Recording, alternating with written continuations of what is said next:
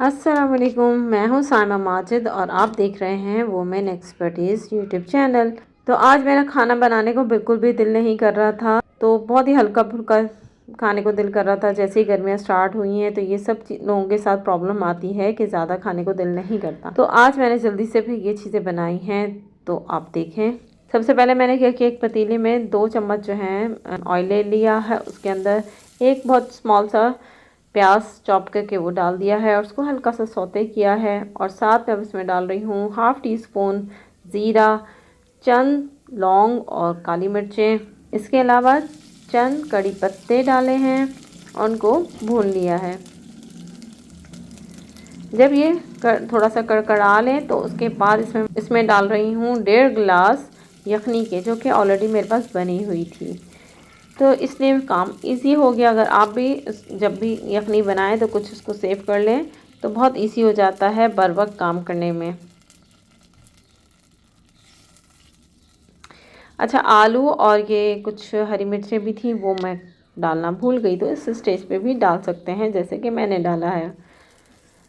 और ये डाल रही हूँ 1 टीस्पून से थोड़ा सा ज़्यादा है ये नमक, और इसको मैंने रख दिया है बॉईल होने के लिए। 2 से 3 मिनट के बाद बॉईल आ गया।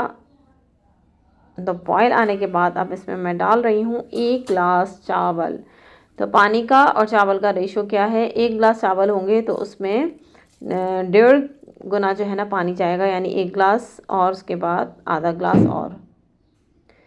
अच्छे से मिक्स कर दिया और यहाँ पे मैं कर रही हूँ इसको टेस्ट कि नमक कैसा है। नमक थोड़ा सा तेज़ होना चाहिए इस स्टेज पर।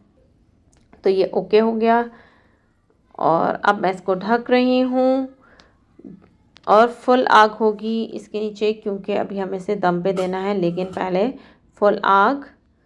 ठीक हो गया, जब तक कि यहाँ से स्टीम निकलना शुरू ना हो जाए। तो साइडों से यहाँ पे कुछ सुराख है जिससे नज़र आ रही है स्टीम, अदरवाइज़ साइडों से भी स्टीम निकलना शुरू हो जाए, इसका मतलब है कि पानी उबल गया है और जो है अब इस पर दम की तैयारी शुरू हो गई है। तो अब मैं इसके नीचे से आग बिल्कुल दम वाली कर दूंगी, यानी बहुत ही हल्की सी। और अब 7 से 10 मिनट तक हम इंतज़ार करेंगे और ये मज़ेदार से जो है पुलाव बन के आ गया है।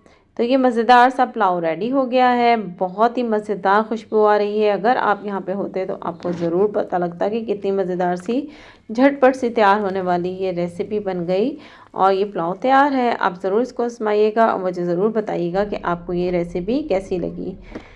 अगली रेसिपी तक मुझे इजाज़त दीजिए। अपना बहुत ख्याल रखिएगा। अल्लाह हाफ़िज़।